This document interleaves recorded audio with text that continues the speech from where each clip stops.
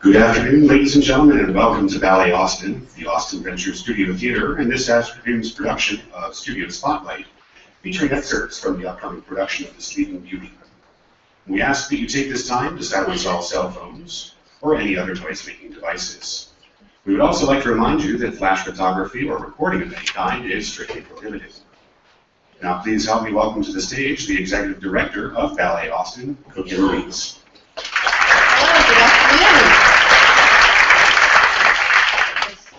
Great to have you all here.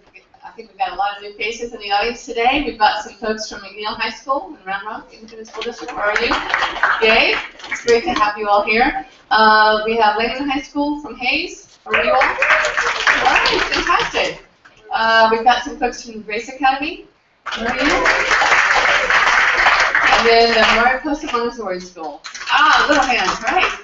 It's wonderful to have all of you. I know that a number of you are here for the first time, and so we say welcome to Ballet Austin. You are in the space where dance is created. This is the workspace. These chairs, as you all leave, go back. And this is the space where the ballets are created and ready to go to the stage at the Long Center. So next week, a week from tomorrow, actually, we will open for the run of The Sleeping Beauty. You're going to learn a little bit and see a little bit of that today. And we do hope that you come back and consider coming to the full production. The Austin Symphony Orchestra will be there and be part of that wonderful, beautiful ballet, of course, Mother's Day weekend. For those that are here with us today who do not have tickets, tickets to Ballet Austin Productions always start at $15, so they're affordable, and we would really hope that you would consider coming and being a part of that. I do want to make note that for The Sleeping Beauty, it's a truly beautiful and imaginative, wonderful, wonderful piece. And because it is so popular, we have added a second matinee. So there will be there's always a matinee on Sunday, which is Mother's Day, but we've added one on Saturday at 2 o'clock. So that's something for you to consider. 4 performances in lieu of 3. And then also want to make you aware a little later in the month, for those that enjoy dance, come back and come here. We will be holding the Butler Fellowship Spring Performance. The tickets are $12, and it's, as I said, here in this theater. And these are our students who are at the professional track level, students about 18 to 21 years old that have been in intensive ballet training for the year, and are, in many cases are seeking professional careers. So this is a last time to see some true rising stars as they go on with their professional careers. So hope you'll consider coming back for that. 7:30 at night on Saturday, May 17th, later in the month. We do want to thank the Ballet Austin Guild and our volunteers who have helped us throughout the season. So if you will put your hands together.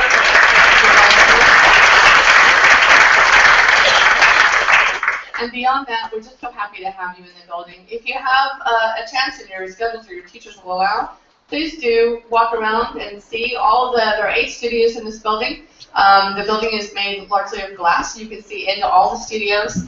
We have almost 1,000 students training in classical ballet with us, and we have 5,000 adult students that train with us in the evenings as well, and every kind of dance that you can imagine. So our building is open 7 days a week. Come back. If you're back downtown, come in and be a part of this experience. We're delighted to have you join us today. And so without further ado, I'd like to introduce the Associate Artistic Director of Ballet Austin, Michelle Martin. So today I'm going to talk to you a little bit about the history of Sleeping Beauty as a production, the original version that was created, and then we will see a few excerpts from the ballet, and Mr. Mills will talk to you about his relationship and his interest in working with the classics. The ballet Sleeping Beauty was first presented in 1890 at the Mariinsky Theater in St. Petersburg in Russia. The score is written by Tchaikovsky and the choreography was made by Marius Petipa. The Sleeping Beauty is considered one of the classics in the canon of classical ballet work. So a ballet is a classical ballet when it uses the vocabulary of classical ballet dance, the way that is codified as a system of dance training. A classical ballet is considered a classic when it is something that has been preserved and persisted as part of the legacy of the classical ballet repertoire. And so there's really just a handful of ballets that fall into that category. Some of those would be Swan Lake, Giselle, and certainly the Sleeping Beauty. These are ballets that where the choreography and the score have been preserved together through the generations since the time when they were first created. The original production of the Sleeping Beauty was created at the invitation of the director of the Imperial Theaters, and he approached Tchaikovsky and Petipa about collaborating on a ballet that would be inspired by Charles Perrault's fairy tale La Belle au Bois Dormant. And Charles Perrault is credited, he's a writer who's credited with writing the first fairy tales. His story about La Belle au Bois Dormant, or the beauty that sleeps in the woods, was the material that inspired the director of the theater to write his own sort of narrative version of that story. So he took the story of the beauty that sleeps in the woods and also incorporated other characters from some of Charles Perrault's other fairy tales. So in addition to the story of the Sleeping Beauty, the third act of Sleeping Beauty includes Little Red Riding Hood and the Wolf. It includes the Bluebird and Princess Florine. It includes Puss in Boots and the White Cat. All of these other characters that don't really relate necessarily to the story of the Sleeping Beauty.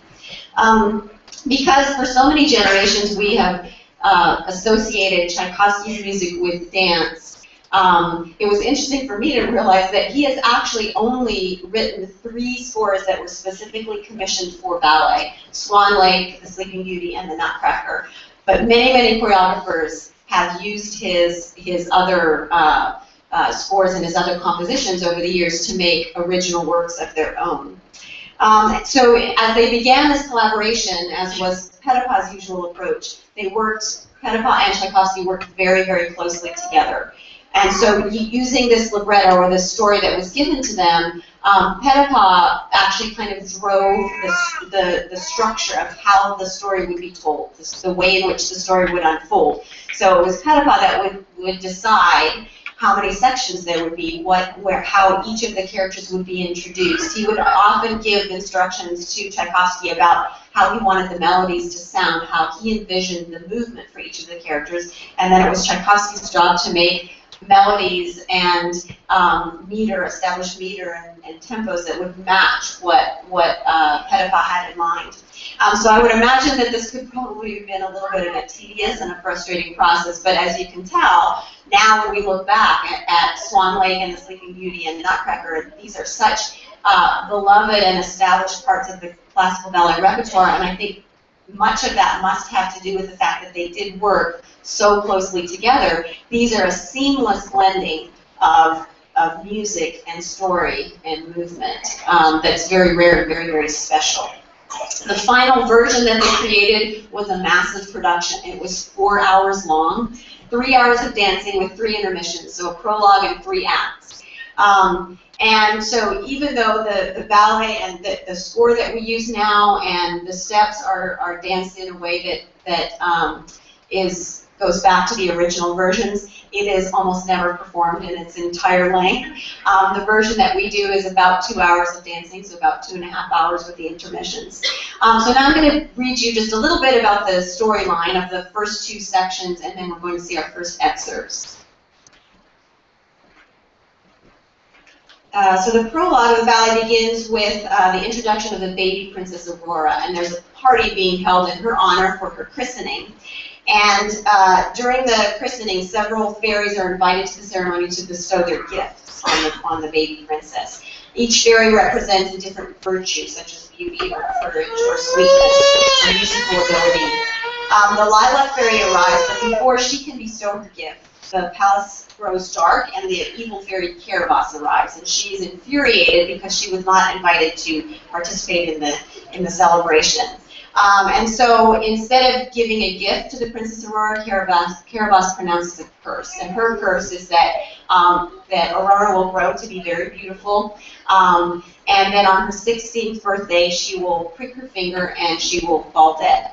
The lilac fairy intervenes, and though she's not powerful enough to completely undo the curse, she alters it, and allowing that the spindle on which Aurora will prick her finger will cause a peaceful 100-year sleep for the princess rather than death. And at the end of those 100 years, she will be woken by the kiss of a handsome prince.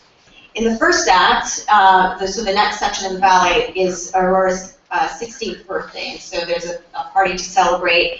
Even though the king has outlawed any spindles in the land, the evil fairy Carabosse appears again, disguising herself, and presents Aurora with a bouquet of flowers in which she has hidden a spindle. And so, of course, as was predicted, Aurora pricks her finger and collapses, and the cloaked stranger reveals herself to be Carabosse. But because the lilac fairy has intervened, she and the rest of the kingdom fall into a 100-year sleep. So the first excerpts that we're going to see are two variations from the fairies that appear in the prologue, each to bestow a gift. First will be Michelle Thompson, and she is the Fairy of Song, and then after that we will see Jamie Lynn Wetz dance the variation of the Lilac Fairy.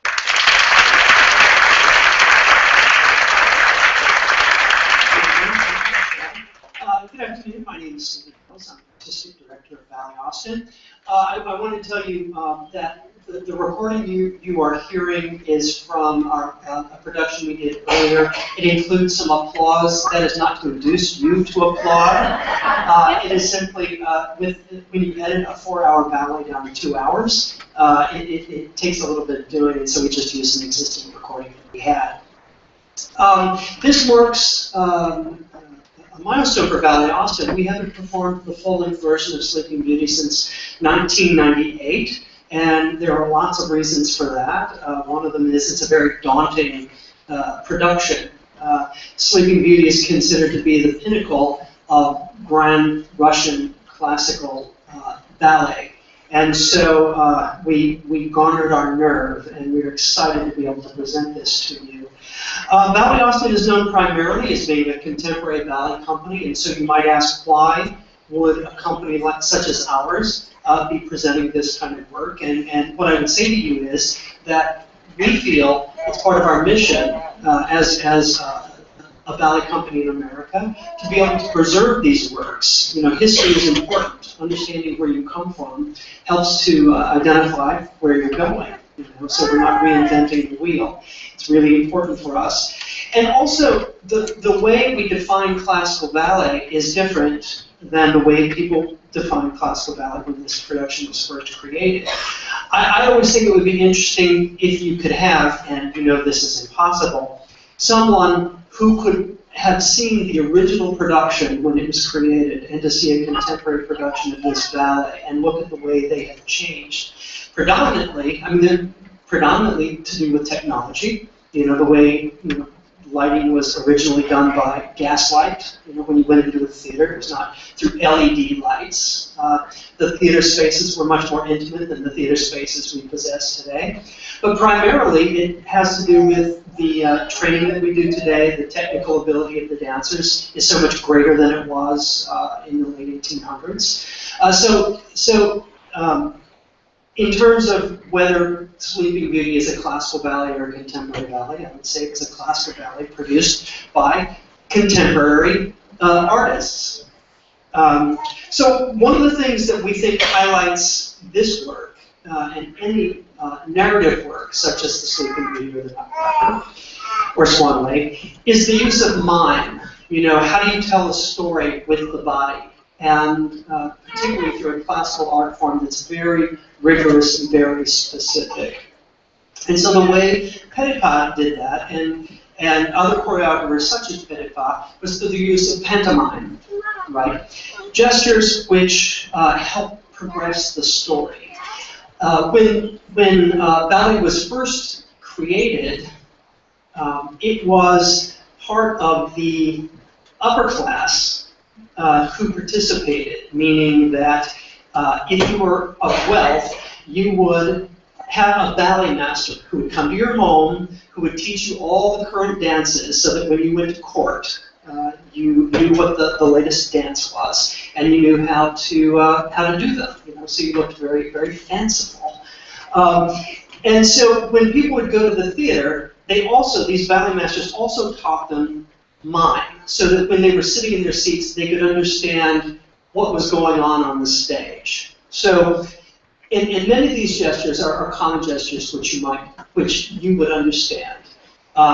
So in Act 1, in the prologue, actually, Carabosse, the evil Carabosse, has one of the most famous mime scenes that goes on. It's so beautiful in the way the gestures are utilized. But simple gestures such as I, you know, and looking, good, eyes, hey, good luck. Hearing, you know, in La Sophie, the sylph uses her hand like this to indicate that she's listening. In Sleeping Beauty, she goes, listen. Simple gestures such as putting your hand to your heart means love. You know, it's not that complicated if you're paying attention. So what we're going to do is we're going to show a little bit of that in the scene that's coming. The next scene is Act 2, which is the vision, and I'm going to read this actually to you. So pardon my notes. 100 years later, Prince Desiree is at a hunting party with his companions. He's melancholy, and his friends try to cheer him up. Still unhappy, he asks to be alone, and the hunting party departs. In the forest, he's met by the lilac fairy, who is played by Jamie Lynn Witz, who shows him a vision of the beautiful princess, who is played this afternoon by Eric Crumpy. Where was I? The princess. And the prince, who is played by Frank Schott, immediately falls in love. Desiree begs to be taken to the princess. The lilac fairy takes him to the castle and has him cut away the layers of vines with his sword. Carabosse appears and attempts to deter him, but he and the lilac fairy finally manage to defeat her. Once inside the castle, Desiree awakens Aurora with a kiss. Sorry, little ones. Okay. The rest of the court waits as well. The king and queen heartily approve when the prince proposes marriage, and the princess accepts. So this scene is from the vision. The lilac fairy reveals to the prince a vision of Aurora hidden among the nymphs. So we have our leading characters as well as some groups. All right.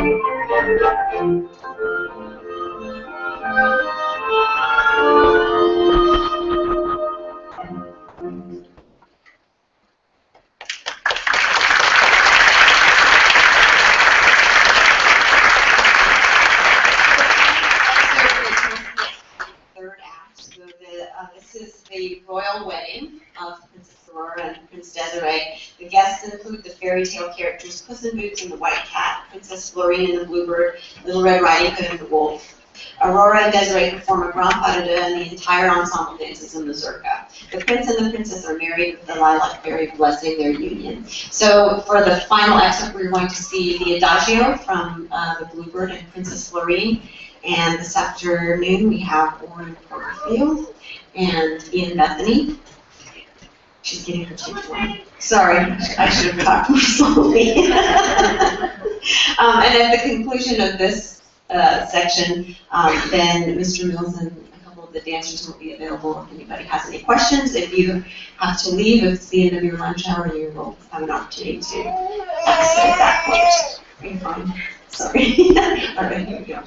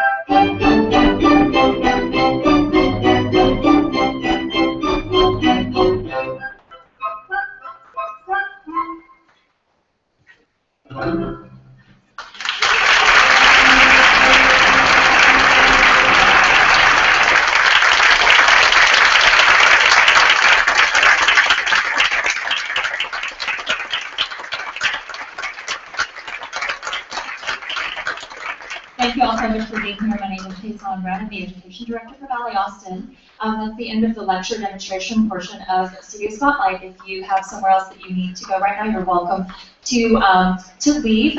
We are going to have a Q&A with Stephen Mills and some of the dancers, so I'm going to have Mr. Mills come out right now.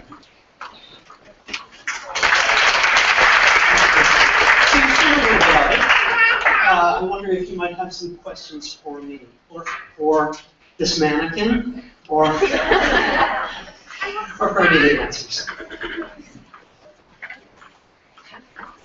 Yes, sir. So I was wondering, how long have they been training, and how many hours a day do they train? How long have they been training their career, and then how long do they train a day? The company starts, it's fine. The company starts work at 9 o'clock in the morning, where they have an hour and a half training session, a class, and then they rehearse until 5 every day, Monday through Friday. Performance week becomes something different. But maybe you want to talk a little bit about your backgrounds? Well, I've been dancing here for 14 years. I've been dancing professionally for 18. And prior to that, I studied for about 6 years in different schools. This is my 13th year at Ballet Austin in the company, and before that as an apprentice in Ballet Austin for 2 years. And I'm originally from Corpus Christi, but I did a ballet high school in Pittsburgh, Pittsburgh Ballet Theater School. Yes. Where was the evil queen? Well, she was in a cage. We did not let her out. Interestingly enough, the Sleeping Beauty is a very large ballet, as you can imagine.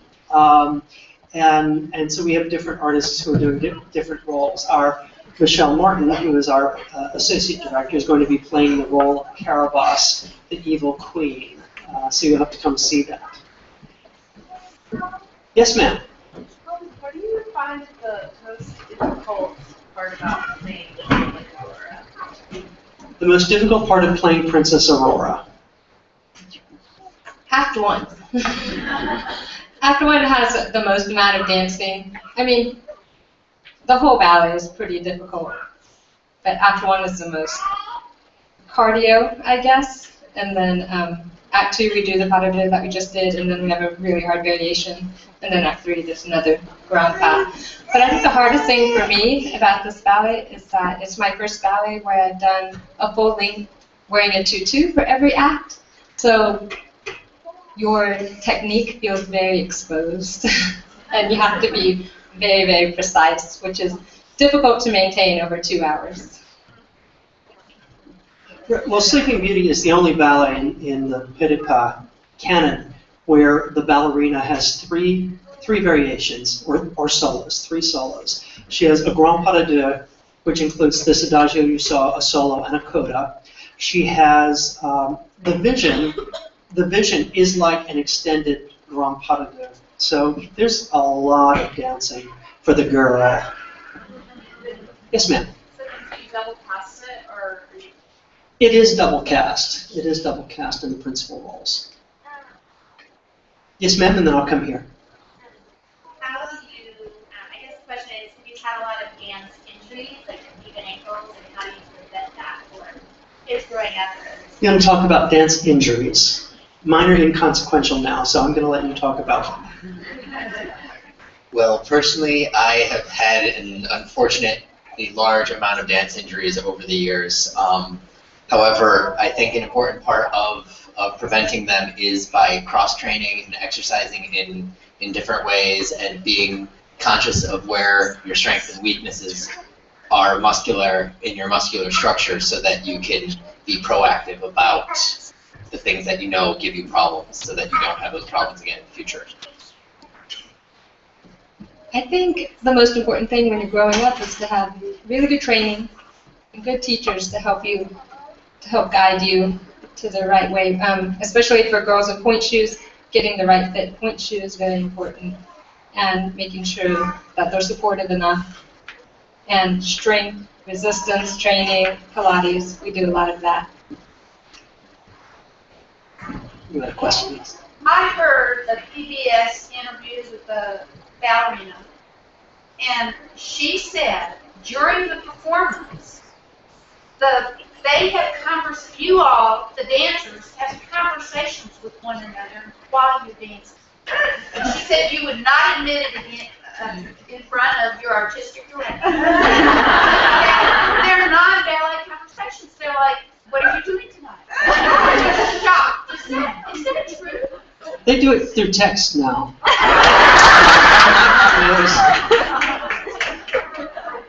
Listen.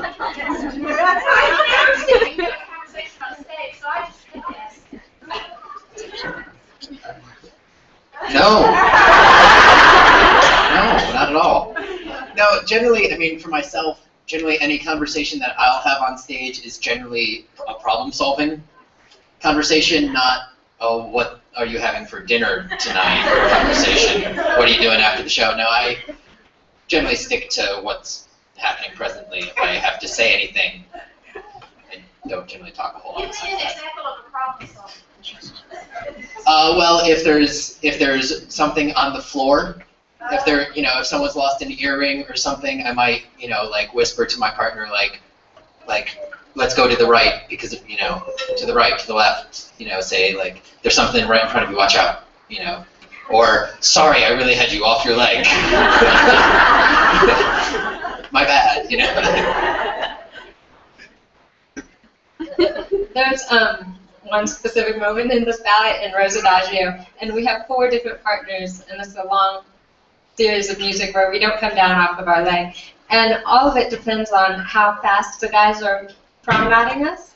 And so sometimes in rehearsal it's like, go! You want them to keep going, so you have to learn how to just quietly nod or whatever. But normally we don't have conversations. I'm pretty involved in what I'm doing on stage, but I could see how if you're doing just the mime scene, or if you're the king and queen and you're sitting on the throne and you're just looking, and I can see how that might happen. But usually when you're doing principal parts, you're pretty into them. Yeah.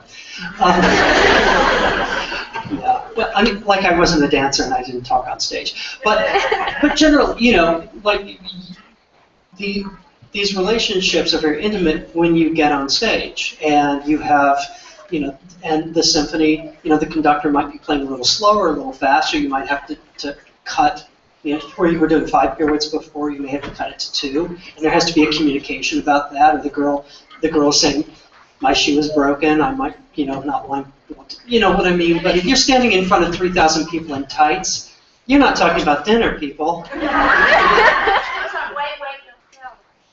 Yeah, of course it was. Yeah. Anything else?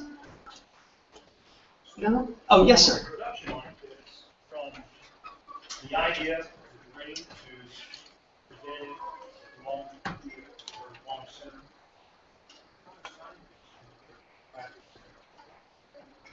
Well, Sleeping Beauty is a work that exists, and so it's a restaging, which takes less time than making something new. If we were making a new version of the Sleeping Beauty like new steps and some sort of new realization, it would be longer. We've been working on this. We started to stage some of the variations, the solos, in March. And then after our performance in March, which was at the end of March, I guess, then we fully devoted ourselves to the Sleeping Beauty. So it's been 4 weeks, 5 weeks, something like that. But it's an intense work. It's a really intense work. But the wonderful thing about Petipa's work is that you can be rehearsing a lot of different things all over this building. There are a lot of solos, a lot of pas de deux, so you can be doing multitasking.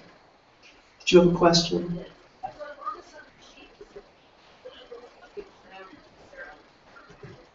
The dancers, what do they get it handed to them verbally and physically, so we will be in the room with them.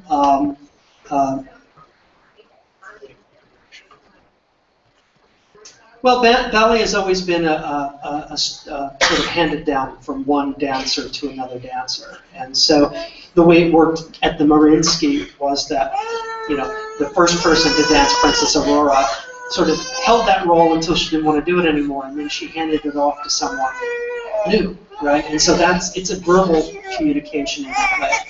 Now that's not the way it happens. Now we haven't done this work since 1998, so it's done through notes, sort of scribbling notes, and it's done through, we've both danced these roles before, Michelle and I. It also is done through video, so that's the way it's done.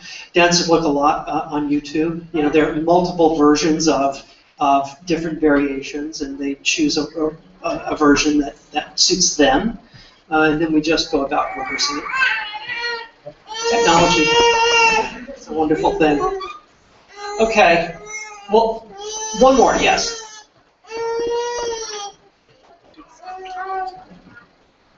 One more time. Were the dresses handmade? Yes, they were handmade. The production that we're using comes from the Cincinnati Ballet, which was recently created. Every costume is made by hand. All the fabric is cut. All the decorative elements are hand sewn. So you can come down and look when we're done here. And I think we're done here. I'm going to go one more question here. What's one piece of advice you would give to somebody training to be a dancer? One piece of advice for someone wanting to train as a dance? Yeah.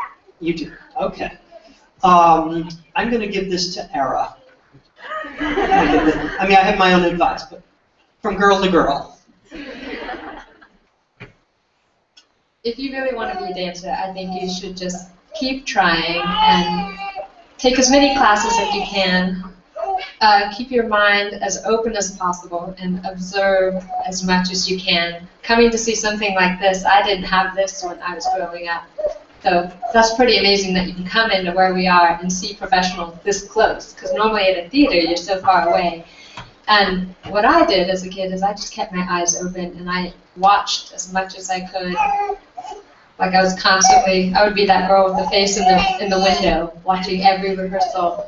And then going home and thinking about it and think about how you can apply any aspect of nuance that you like and getting a strong foundation of technique. And keep working on it. because dreams can happen. They can come true. Yeah, love it, love it, love it. Okay. Well, thank you for being here today, and thank